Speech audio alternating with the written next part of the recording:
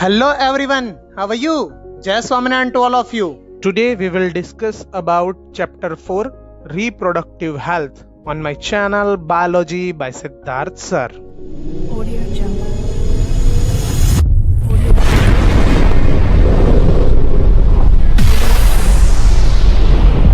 According to the World Health Organization WHO, reproductive health means a total well-being in the all aspect of reproduction. Means physical, emotional, behavioral and social. Normally हम देखें तो हमारी society के अंदर जो ये sexual relation का जो अटैचमेंट है वो अटैचमेंट इमोशनली और बिहेवियरल है। हम इमोशनली एक दूसरे के साथ अटैच हैं, तो यहाँ पे रिप्रोडक्टिव हेल्थ को मेंटेन करना ज़्यादा ज़रूरी बन जाता है।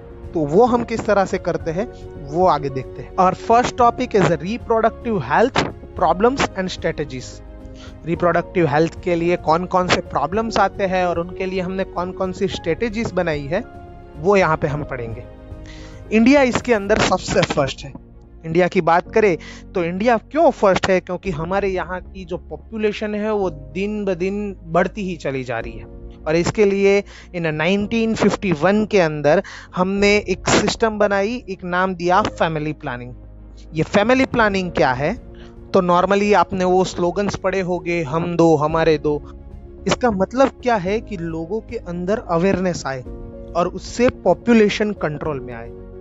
और उसके साथ साथ हमारी मेडिकल ने इनके अंदर नॉर्मली रिप्रोडक्टिव हेल्थ अच्छी रहे उसके लिए अलग अलग टाइप के प्रोग्राम्स बनाए, जैसे कि reproductive and child health care जिसे बोला जाता है RCH। ओके, ऐसे अलग अलग टाइप के प्रोग्राम्स हुए जिसके अंडर लोगों के अंदर अवेयरनेस आए और उसके साथ साथ उनको ऐसी फैसिलिटीज़ दी जाए, ऐसा सपोर्ट दिए जाए कि जिसके वो खुद अपनी रिप्रोडक्टिव हेल्थ को अच्छी रख पाए। नॉर्मली ये रिप्रोडक्टिव हेल्थ अच्छी रहे और इसका ख्याल रखा जाए, इसके लिए हमारे नॉर्मली जो टीवी है या तो रेडियो है या तो मीडिया है या तो न्यूज़पेपर है, इनके थ्रू गवर्नमेंटल या तो नॉन गवर्नमेंटल एजेंसीज है, वो लोगों के अंदर अवेयरनेस आए ऐसे स्टेप्स लेती है। और उनके अंदर हम नॉर्मली हमारे ये टीचर्स है, उसके साथ साथ हमारे फ्रेंड्स होते हैं, रिलेटिव्स होते हैं, वो भी इनके अंदर हेल्पफुल होते हैं। उसके साथ साथ हमारे पेरेंट्स भी इनके अंदर हेल्पफुल होते हैं कि बच्चों को ये समझा पाए। उसके साथ साथ स्कूल्स के अंदर भी ऐसे चैप्टर्स, जैसे कि हम अभी ये चैप्टर्स पढ़ रहे हैं, इस तरह के चैप्टर्स इन्वॉल्व किए गए कि जिसके थ्रू लोगों के अंदर, और उसके साथ साथ मेन देखा जाए तो हमारी यंग जनरेशन के अंदर जो अलग अवेयरनेस है वो अवेयरनेस आती रहे।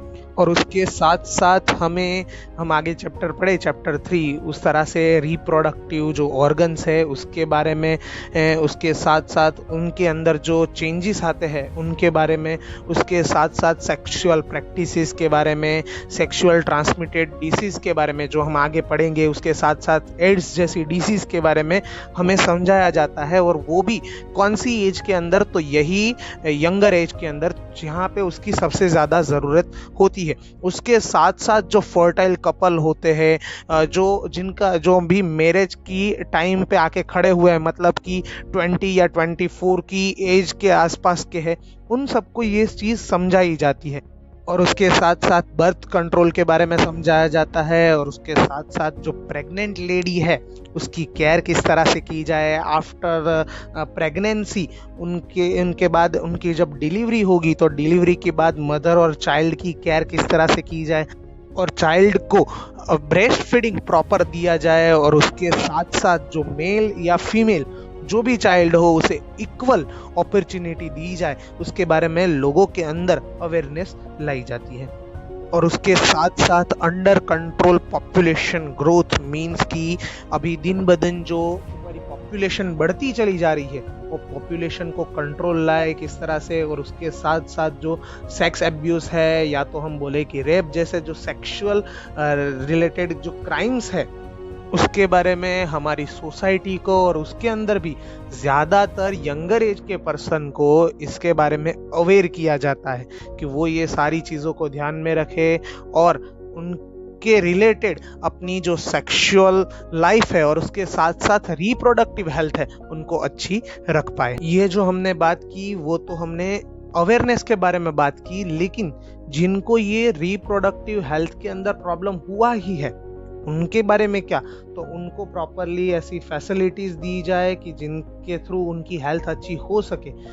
रिप्रोडक्शन रिलेटेड जो प्रॉब्लम्स है, लाइक जैसे कि देखें कि प्रेगनेंसी या तो डिलीवरी है या तो सेक्सुअल ट्रांसमिटेड डिसीज है या तो एबॉर्शंस है या तो कॉन्ट्रैप्शंस है या तो मेंस्ट्रुअल प्रॉब्लम है या तो इनफर्टिलिटी है, इन सब के बारे में उनको प्रॉपरली मेडिकल केयर दी जाए, जिसके बारे में हम आगे पढ़ेंगे ही। ये सारी चीज़ें सेक्सुअल ट्रांसमिटेड डिसीज है, उसके साथ साथ एबॉर्शंस है, और हमारा नेक्स्ट टॉपिक है वो कॉन्ट्रासेप्टिव मेथड है अलग अलग टाइप की, वो भी दी जाती है। और लास्ट में हम पढ़ेंगे इनफर्टिलिटी कि वो कोई कपल है, इनफर्टाइल कपल है, उनको किस तरह से क्या मेडिकल केयर दी जाए तो जिसके थ्रू उनका जो ये रिप्रोडक्टिव हेल्थ है वो हम अच्छा कर पाए।